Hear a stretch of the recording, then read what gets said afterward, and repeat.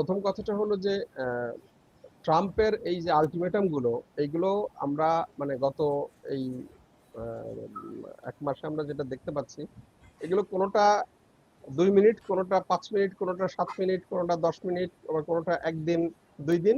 এই আলটিমেটাম গুলো কিন্তু খুব দ্রুত ফ্লাকচুয়েট করে। ট্রাম্প নিজেই মানে এগুলো এখন একটা বলছে, আবার কিছুক্ষণ পরে আরেকটা বলে। এবং বললাম তো এটা ইভেন 2 মিনিট পরে সে চেঞ্জ করছে, মানে এতটাই ইয়ে। কাজে ট্রাম্পের এই হুম, মানে আলটিমেটামকে আমি খুব বেশি গুরুত্ব দিচ্ছি না, কারণ তার এখানে একটা ওই যে আমরা বললাম যে মার্কিন শেয়ার বাজারের একটা ব্যাপার আছে, জনগণকে নানা ধরনের আপ্তবাক্য সান্ত্বনা দেওয়ার কিছু ব্যাপার আছে। বিশ্বে যে তার যে নেতৃত্ব আপনি দেখেন, এখন সে একদিকে বলছে যে আমি নেটো থেকে বেরিয়ে আসব, আবার ব্রিটেন বলছে আমি আবার ইউরোপীয় ইউনিয়নে ফিরে যাব। হ্যাঁ, ফলে এই যুদ্ধের পরে কিন্তু একটা ওয়ার্ল্ড অর্ডার, অর্থাৎ দ্বিতীয় বিশ্বযুদ্ধের পরে যে একটা বিশ্ব ব্যবস্থা গড়ে উঠেছিল, সেই বিশ্ব ব্যবস্থা কিন্তু ধ্বংস হতে চলেছে। এবং এই যে আমরা মানে বিশ্বের ইতিহাসে দেখা যায় প্রতি 70-80 বছর পর পর বিশ্বে মানে বিশ্ব ব্যবস্থা পরিবর্তন হয়, বিশ্বের মানচিত্রের পরিবর্তন হয়, মানচিত্রগুলো রিড্রয়িং হয়। তো আমরা দ্বিতীয় হুম, বিশ্বযুদ্ধের পরে যদি দেখি, অলরেডি এটা প্রায় 80 বছর পার হয়ে গেছে। কাজেই এটা একটা সময় এসছে এই বিশ্ব ব্যবস্থা পরিবর্তনের এবং বিশ্বের মানচিত্র রিড্রয়িং এর।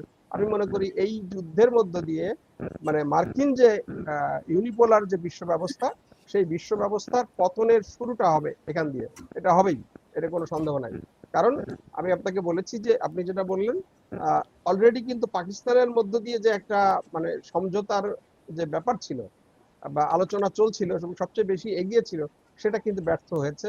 এবং মানে পাকিস্তান কিন্তু ইরানের কাছে ক্ষমা চেয়েছে। বেসিক্যালি ইরানই এটা ব্যর্থ করে দিয়েছে, কারণ ইরান পাকিস্তানে একটা বৈঠক হওয়ার কথা ছিল আমেরিকা এবং ইসরায়েলের সাথে, ইরান সেটা ডিনাই করে এটা ব্যর্থ করে দিয়েছে। কারণ অনেকগুলো ব্যাপার আছে, সেই আলোচনায় আমি এখন যাচ্ছি না, বাট এটা হয় নাই।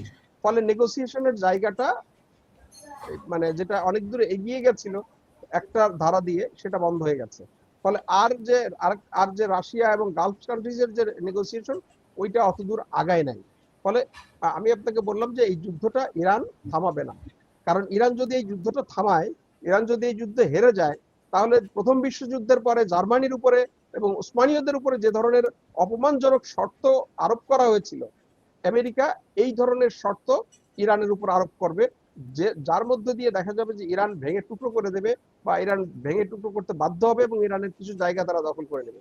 ইরান এটা জানে। সেই জন্য যুদ্ধ মানে থামায় দিলে ইরানের যে ক্ষতি হবে, যুদ্ধ চালিয়ে নিলে ইরানের তার থেকে বেশি লাভ হবে। কারণটা কি, আপাতত হয়তো কিছু ক্ষতি হবে, কিন্তু যুদ্ধ দীর্ঘস্থায়ী হলে ইরান জয়লাভ করবে। ইরান যখন জয়লাভ করবে, তখন ইরান তাদের শর্ত চাপিয়ে দিতে পারবে।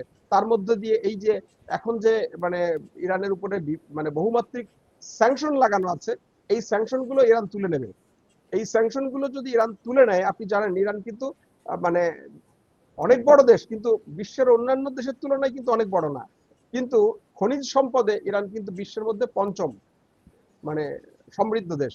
ফলে এই যে তার যে বিপুল খনিজ সম্পদ আছে, এই খনিজ সম্পদ ব্যবহার করে সে কিন্তু আবার খুব দ্রুত, যদি স্যাংশন উঠে যায়, সে কিন্তু খুব দ্রুত ঘুরে আসতে পারবে। এবং একই সাথে যদি সে অনলি আপনার হরমুজ প্রণালীতে যেভাবে বসফরাস, যেভাবে বাব আল মান্দ, যেভাবে সুয়েজ ক্যানেল বা অন্যান্য মানে স্ট্রেইটে যেভাবে একটা ট্যাক্স নেওয়া হয়, ইরান যদি হরমুজ প্রণালীতে এরকম একটা ট্যাক্স বসিয়ে দিতে পারে ওমানের সাথে আলাপ আলোচনা করে, তাহলেই কিন্তু ইরান এই ট্যাক্সের টাকা দিয়ে ইরান আবার ইরানের অর্থনীতি ঘুরে দাঁড়াতে পারে। তো কাজেই সেই জায়গা হুম, থেকে আমি মনে করি ইরান খুব রাইট ওয়েতে আছে। এবং ইরানের মূল লক্ষ্য শুধু মানে ব্যক্তিগতভাবে সে যুদ্ধে জয় না। কারণ আপনি দেখেন যে মানে ওরা চেষ্টা করেছিল আমেরিকা এই যুদ্ধতে শিয়া সুন্নি মানে বিভেদ তৈরি করার জন্য, কিন্তু আপনি দেখেন হুম, এইটা কিন্তু কাজে লাগে নাই। ইভেন আপনি মধ্যপ্রাচ্যের যে দেশগুলোতে সৌদি আরব, বাহরাইন, কুয়েত, কাতার, ইউএই তে যখন ইরানি মিসাইল গুলো হিট করছে, তখন ওই ওই দেশের জনগণ কিন্তু চিয়ার্স করছে, তারা আল্লাহ আকবর বলে চিৎকার করছে, তারা একটা আনন্দে এবারে উচ্ছ্বাস প্রকাশ করছে। হুম, তার মানে হলো যে এইখানে শিয়া, বাংলাদেশের কথাই বলেন, বাংলাদেশে প্রায় মুসলমানদের মধ্যে 98% বা 95% সুন্নি মুসলিম।